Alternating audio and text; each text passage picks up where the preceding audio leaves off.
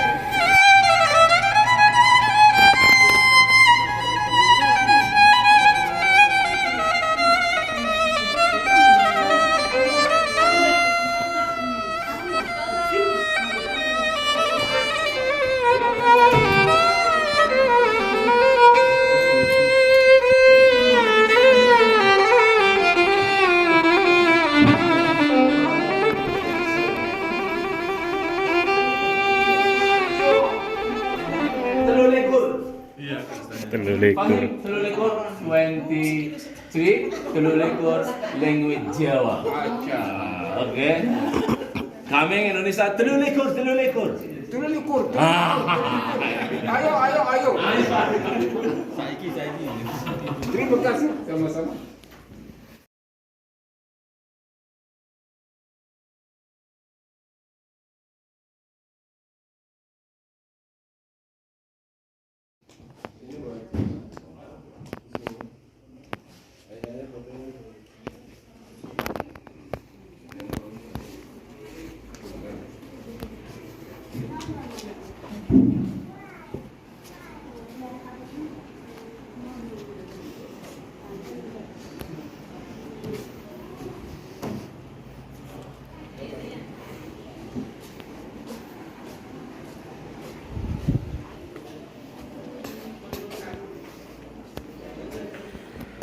Tak ngerti.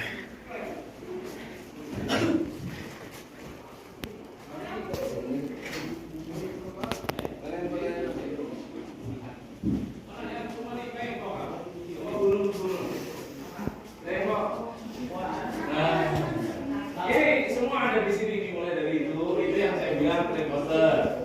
Itu aja minimal yang dicoba. Rekomendasi dari saya. Karena dia cuma mainnya sistem ngirim aja. Kecepatannya tergantung kita. Yang berani. Nah, itu. Diskon yang besar. Yes, diskon.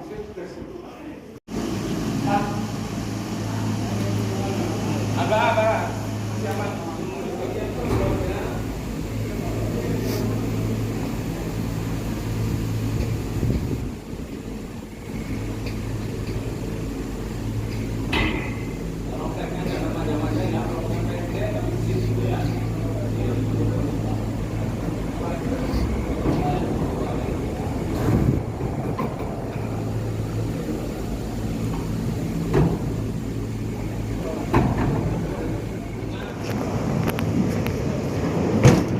Dulu. Mbak, sampean kapan ini, Mbak? Ya ibu, bapaknya kok kan? Ayo, satu. Ya, ini bertiga. Ayo ibu, satu. Bun, gak apa-apa. Suwi mau lewat ini. Muter sih. Jalan pintas kereta gantung.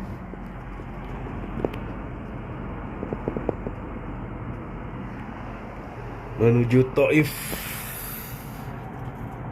Nah, jalan ke Tabaib kan. Pendakian, Pak.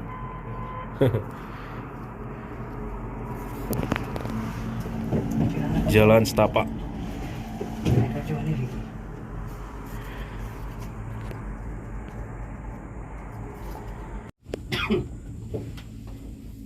Pegunungan Arab Saudi.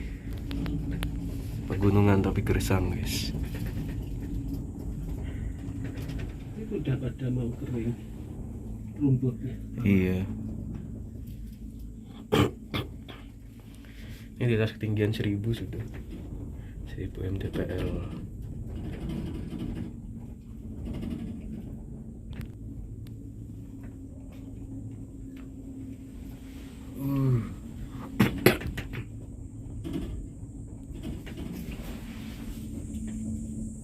Mantap.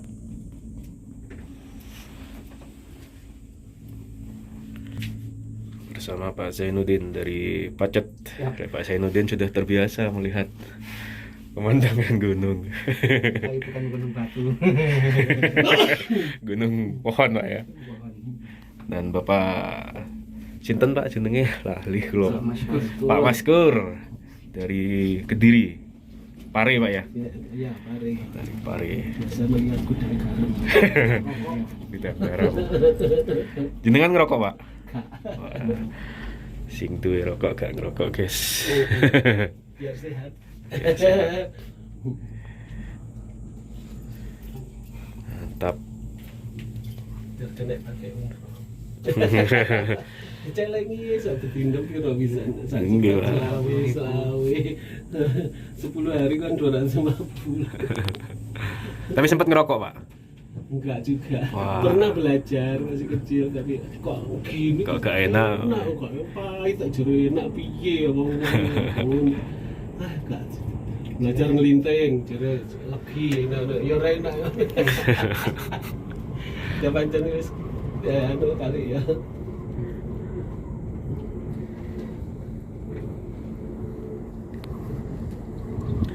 Perjalanan sekitar 1 jam. Gak nyampe sih, 45 menit paling. Gak nyampe, guys. Kemudian masih calling ke sini, nunggu telepriknya buka jam 11. Ya mungkin efek bisa hujan. Kemudian kita perkiraan tadi naik kereta gantung masing-masing 25 menit karena jarak tempuhnya 4 kilo 200 meter. Nanti kita turun.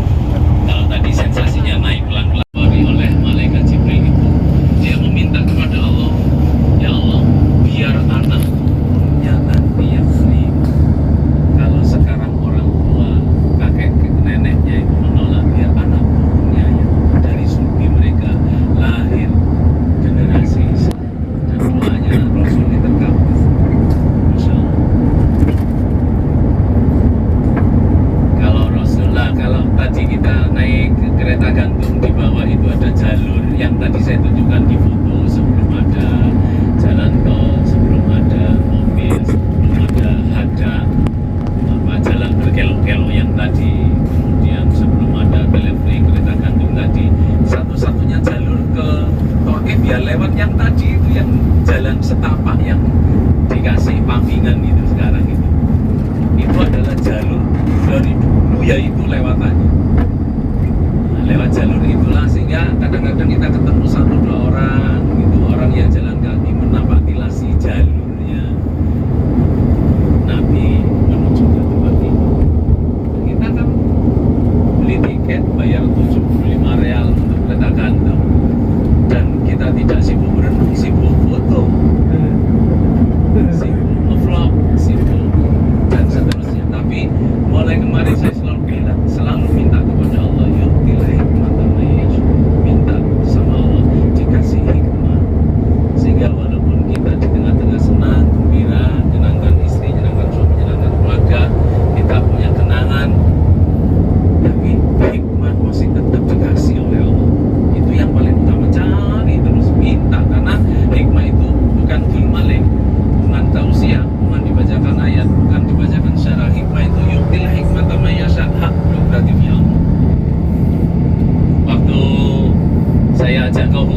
apa yang saya bilang?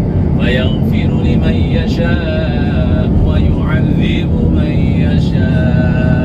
Sekelas Wahsy yang dikontrak menjadi pembunuh bayaran, target utamanya adalah Hamzah, berhasil menancapkan ujung tombaknya. Tidak hanya ujung tombak, dibedel dadanya, tidak hanya dibedel, diambil jantungnya, tidak hanya diambil jantungnya, dicincang-cincang dan kemudian dimakan oleh Hindun. Orang yang melakukan kekejian kayak gitu itu loh kemudian hari yaghfiru liman yasha, atas kehendak Allah diampuni dosanya dan Wahsy masuk ke dalam agama Islam. Kemarin waktu di Uhud saya kan tanya, panjenengan pernah bunuh orang? Enggak. Bedel dadanya orang kecuali dokter, mengambil jantungnya, mencincang-cincangnya, memakannya? Enggak. Orang yang kayak itu dalam sejarah Islam, kalau Allah berkehendak diampuni, diampuni. Cuman sepanjang hidupnya masih kalau doa-doaan kanjeng Nabi kemudian menjamkan mata karena ingat paman Sayyidina Hamzah yang orang dengar namanya saja udah mundur. Orang dengar namanya saja sudah mundur. Ada Hamzah, sudah minggir. Tidak ada yang berani mencegat langkahnya. Tameng yang luar biasa kemudian gugur dalam perang. Peristiwa Nabi kesini ini adalah diawali detik-detik peristiwa tahun kesekian Nabi, saat ketika Nabi setelahnya ditinggal wafat oleh istri dan tertinggal Khadijatul Amanah, Abu Thalibnya wafat juga. Kemudian sebelum di Isra Mi'rajkan Nabi itu kesini, sebelum di Isra Mi'rajkan itu Nabi ke sini. Ternyata ini adalah puncak Nabi disebut Ulul Azmi ya di sini ini.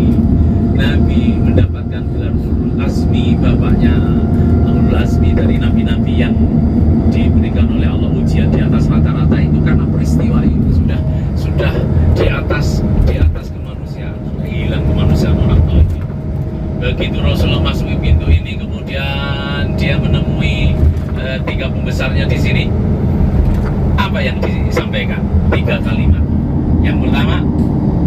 Yang pertama yang diucapkan oleh orang Taif melalui kepala sukunya itu yang diucapkan, apa tidak ada ya orang lain yang harus jadi nabi? Kenapa kok kamu? Sudah diawali kalimat begini, kemudian dihujamkan ke hatinya, Muhammad, andai kata ke lampu Ka'bah itu sampai sobek ditiup angin, kami ini tidak bakalan memeluk agama Islam. Zaman itu, waktu itu adalah hinaan paling tinggi. Karena apa? Karena bajunya Ka'bah itu memang terbuat dari kain yang terbaik. Mulai dulunya, tidak hanya sekarang. Yang andai kata ditiup angin tidak bakalan sobek, ini andai kata sobek itu, dia menutup diri dengan jalan Islam. Itu hinaan pertama.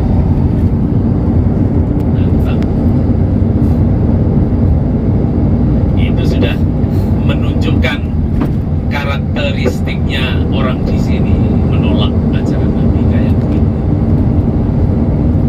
Ayo, siapa yang mau ke Surabaya Carnival? Surabaya Carnival itu nak bongkar, sekarang dipindah di sini nih. Nah, di kanan ini. Ya kan? Ada semua di sini. Iya, sama. Surabaya ini kalau Batu kan masih ada. Sudah innalillahi wa inna ilaihi raji'un. Sidoarjo bikin juga nggak jadi sampai hari ini. Alhamdulillah. Ini dimulai jam 6 nanti. Kalau sudah surup mulai dan hanya Sabtu Ahad. Tapi lampunya dibiarkan kelap-kelip. Rumah kecil-kecil itu Aila buat para keluarga-keluarga agejet cakreng medurana guyonan. Bahasa Inggrisnya agejet. Tanyakan kalau nggak percaya ke Mas Aliu gitu ya. Nah, sudah di kayak begitu kan masih dihina lagi. Yang kedua, nyentuh kalimat pribadi. Nyentuhnya kalimat pribadi. Walaupun kamu Muhammad door to door dari satu rumah ke rumah yang lain, ya rumahnya sekarang aja rumahnya Zahra. Yang kita lewati di mana ketemu rumahnya? nanti ketemu komplek sakludep, udah habis itu gunung cadas kayak gini lah. Lah zamannya Nabi kayak apa perkampungannya? Kan kita bisa bayangkan, andai kata kamu door to door kamu temui, semua aku pastikan karena hormatnya kepada kepala suku dan anak turun itu tidak akan pernah bisa menerima dakwah.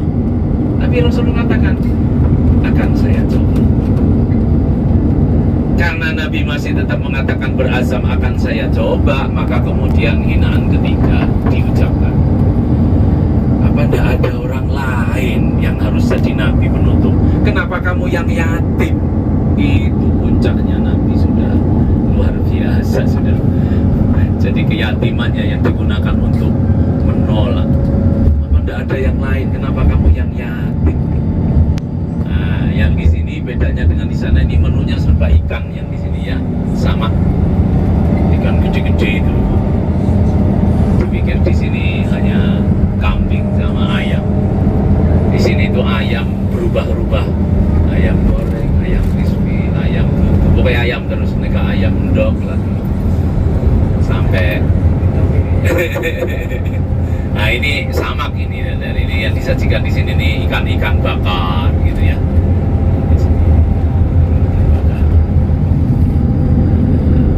Apa tidak ada orang lain ya Muhammad? Kenapa kamu yang yatim yang harus Nabi? Itu yang membuat Nabi nilu dan kemudian meminta izin untuk melanjutkan dakwah. Oh, kamu masih bersetingguh? Ya sudah, coba aja. Ternyata di calling satu kota ini waktu itu ya rumahnya nggak banyak, orangnya juga nggak banyak. Sekarang aja kayak begini situasinya setelah 1500 tahun kan, kita bisa bayangin ini aja bentuknya miliknya orang-orang kaya, dan semua imam-imam masjid punya villa di tempat ini. Nanti kita kunjungi. Jadi, nanti kalau kita ke pabrik parfum, kita akan melewati villa-villanya para imam-imam masjid itu ya. Masjid itu 125.000 real. Imam masjid di Indonesia merangkap sekaligus upload, nunggu di-upload sama orang, baru ada orang yang ibadah dan kemudian diumrahkan ya. Jadi penghargaannya terhadap guru itu lain. Dan idolanya orang di sini imam masjid, bukan penyanyi ya. Semakin dia kayak sudah meliu-liu indah itu idola itu bagi masyarakat di sini. Akhirnya Nabi memulai door to door, dan ternyata benar yang diucapkan oleh kepala sukunya yang ada di sini itu benar. Setiap kali Nabi mendatangi, orangnya menyambutnya dengan lemparan. Ojo ini, Rono, dilempari. Ojo ini, Rono, dilempari. Tidak ada. Zaid, ayolah ya Nabi, ayo kita pulang saja. Mereka di awal sudah menolak, kita belum kelilingi semuanya wahai Zaid. Yang sabar. 10 hari, 10 malam Rasul di tempat ini. Kemudian setiap mendekati gubuk, mendekati rumah, mereka belum lagi menyambutnya langsung disawat. Dan jangan mendekat ke sana. Jadi tidak punya kesempatan untuk bicara nanti. Tidak punya kesempatan untuk bicara sama sekali. Nah, artinya kita karakter orang di sini sekekeh itu lah, sekekeh itu. Beda dengan masyarakat Madinah. Masyarakat Madinah itu orangnya kan lembut, kalem, penuh senyuman gitu. Jadi Mekah kayak begitu, Thaif kayak begini, Madinah kayak begitu, lain-lain. Nah, di sini akhirnya terbukti 10 hari 10 malam Rasul itu don-don. Tidak bisa mendekat, tidak bisa komunikasi kecuali di perkampungan. Adas itu pun dengan adas satu orang. Nah, nanti kisahnya kalau sudah nyampe di sana. Cuman maaf, ini Masjid Khuk-nya jalannya lagi dibangun pas persis Masjid Khuk, jadi kita tidak bisa melewati nanti. Bis kita ada kurang 50 meter lah, kita dibelokkan ke kanan. Bulan lalu juga begitu saya. Bulan ini ternyata saya tanyakan sama supirnya, masih belum selesai proyeknya ya. Dan akhirnya Rasul setelah 10 hari 10 malam pamit, ya sudahlah Zaid, yang penting kita sudah melaksanakan perintahnya Allah untuk ud'u ila sabili, jadi menyeru dalam kebaikan itu sudah jalan. Rasul akan pulang pun pamitan baik. Nek awak dhewe Malik kabeh. Ini ndak Rasul yang ditunjukkan, tetap pamitan baik. Apa yang terjadi saat ketika banyak semua orang yang rumahnya berpencar itu dikumpulkan jadi satu. Jalur semua kota yang ada di Taif waktu itu semua ditutup. Jadi kayak tadi sama Murun, deblok, hanya dikasih satu jalan saja dan semua masyarakat itu baris hanya melihat orang tua jalan dan setiap satu langkah lemparan, lemparan semua lemparan. Kenapa? Karena itu yang disepakati. Karena dalam perundingan itu ada yang Muslim dibunuh saja. Kata kepala suku yang lain, jangan dibunuh Muhammad. Muhammad itu berasal dari Mekah. Di Mekah itu punya pasukan. Sementara kita ini para petani, para pekebun, nggak punya pasukan. Nanti kalau mendengar Muhammad dibunuh di sini, nanti yang di Mekah menyerang ke sini, kita nggak bisa, nggak punya pasukan. Kita siksa saja, seneng-senengnya kita. Akhirnya setiap orang dari yang tertua, dari yang termuda sampai yang kecil-kecil itu kompak lanang wedoknya mati kan nanti.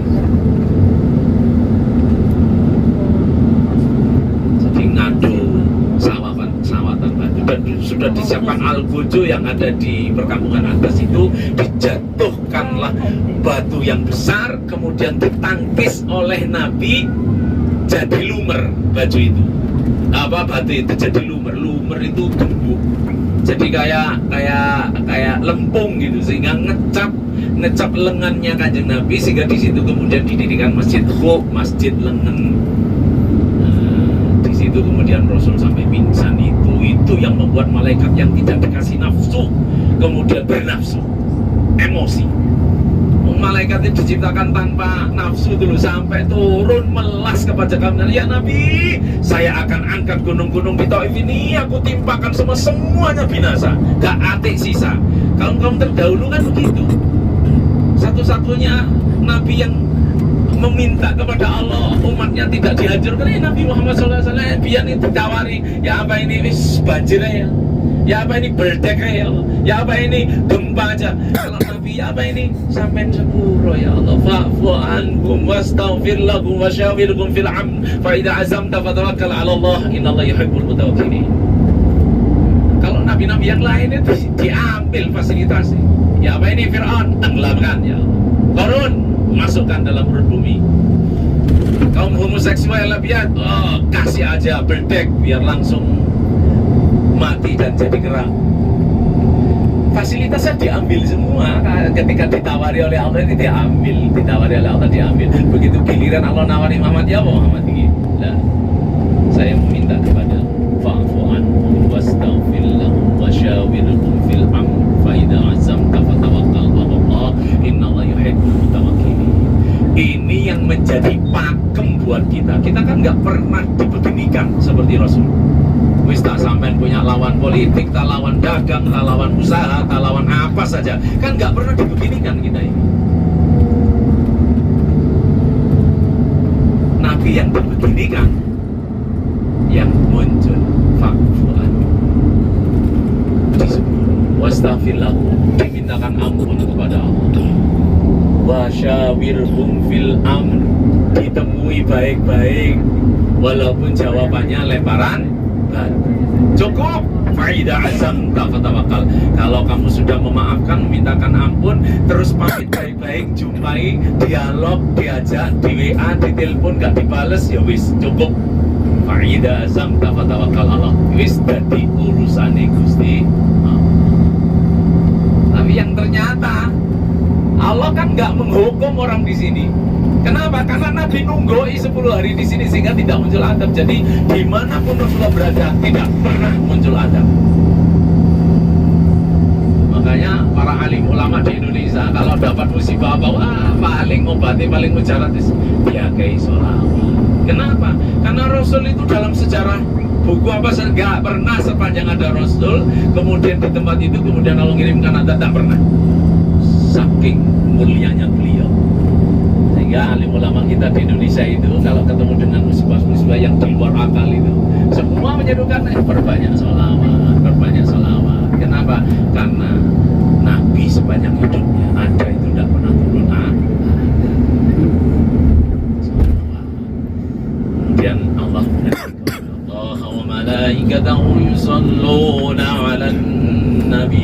Ya ayyuhalladzina amanu sallu alaihi wa sallimu taslima. Allahumma salli ala sayyidina Muhammad. Ini yang membuat kita bertambah jauhkan dari bala, dimudahkan segala urusan. Salam. Maksudnya melalui pengantar kalimat itu pelan-pelan kepribadian nanti kita curi. Jadi orang pemaaf, jadi orang pengampu, jadi orang yang mau diajak bicara, tidak menangnya sendiri. Itu wasyawirhum bil amr. Sekali lagi ngomong nanti musuh. Islah yang salah lah ayah salah. Kaiso. Kadang-kadang ya wis mari mau mana ya, betul ya. Mana ku saulan mana cilik piye tali ngono iku. Cilik suwi gimana? Padahal wis mampu cendek padha cendek, jempol padha cendek. Oleh saulan eling mana supi. Jadi fa'fu'an wastaghfir lahum wa syawirhum fil amr wa idza azamta fatawakkal 'ala Allah. Saya tinggal sampai di sini dulu karena kita menuju ke Masjid Ibnu Abbas. Syarif Ibnu Abbas. Kalau panjenengan pernah mendengar tafsir Ibnu Abbas, orangnya ada di sini. Dia adalah keponakan dari istri Nabi yang bernama Maimunah yang kuburannya tidak bisa dibuldoser 2 kilo sebelum Taim. Jadi kuburan ini di tengah jalan. Jadi walaupun ada pelebaran jalan, itu mau dihilangi sama orang sini nggak bisa. Jadi akhirnya dibiarkan ada menjorok satu kuburan di tengah jalan mungkin 3 kilo sebelum Taim. Akhirnya sudah sampai di masjid, baru adzan. Alhamdulillah. Nanti tolong sholatnya di sini langsung sholat zuhur, disambung dengan sholat